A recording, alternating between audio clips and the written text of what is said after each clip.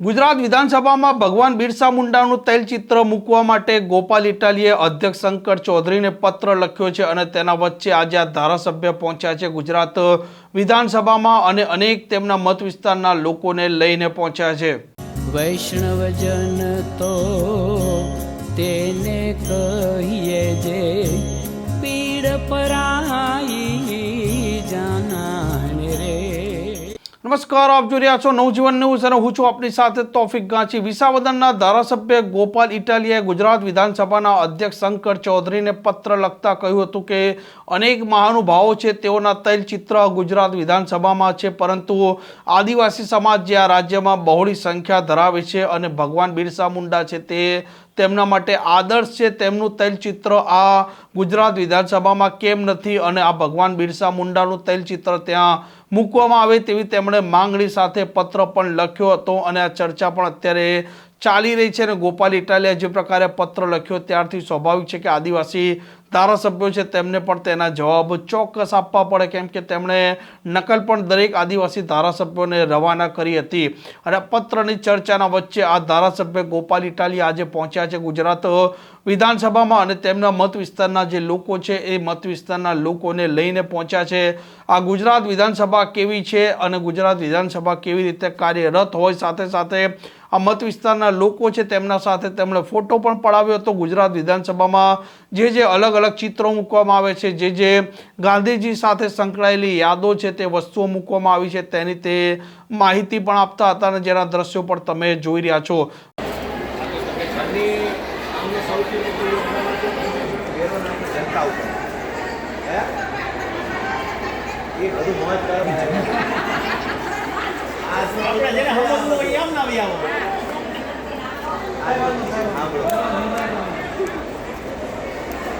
એટલે આઝાદીની આખી લડાઈમાં જતા હતા ગાંધીજી।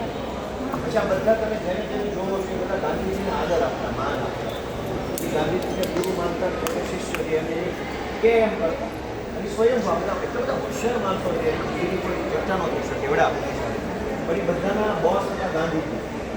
હવે આ અબ્બાસ નઈમપુર પણ ગાંધીજીનું કયું કરતા હતા એટલે ગાંધીજી એ જમાનામાં એવા માણ હતા કે એની હોશિયાર માણ આખા દેશમાં ખૂબ જથ્થાબંધ હતા અને એ સફળ કહેવાય।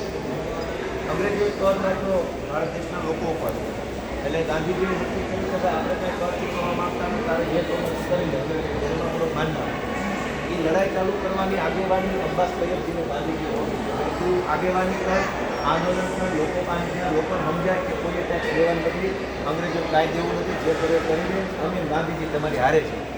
એ લડાઈની અમને નેતૃત્વ કર્યું અને એનું બહુ સારું પરિણામ આવ્યું। અંગ્રેજોએ પોતાનો વેરો કર પાછો ખેંચવો પડ્યો, સફળ થયા। એટલે એવી મોટી લડાઈમાં ગાંધીજીના સાથી તરીકે એમને બહુમાન મળેલું છે, એટલે આપણે વિધાનસભામાં એની જગ્યા બાબા સાહેબને ઓળખવા જરૂરી છે આપણા બધા માટે। આ ડૉક્ટર બાબા સાહેબ આંબેડકર છે, એ આવી જાઓ બધા બહેનો।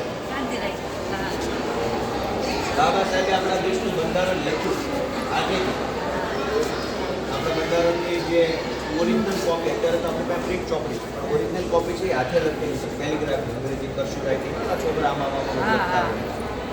બાબા સાહેબે આપણા દેશના સંવિધાનને લખ્યું છે અને એમણે એટલા એ જમાનામાં કેવડા બુદ્ધિશાળી છે કે આખો દેશ કેમ કામ કરશે, વિધાનસભા કેમ કામ કરશે, લોકસભા કેમ આવશે, વડાપ્રધાન શું કરશે, મુખ્યમંત્રી શું કરશે, ધારાસભ્ય કેવા હશે, જનતાનો હક કેવો છે, હાઈકોર્ટ કેવી હશે, સુપ્રીમ કોર્ટ કેવી હશે, આ બધું એને કલ્પના કરી લખ્યું ને લખાણું એ બંધારણ।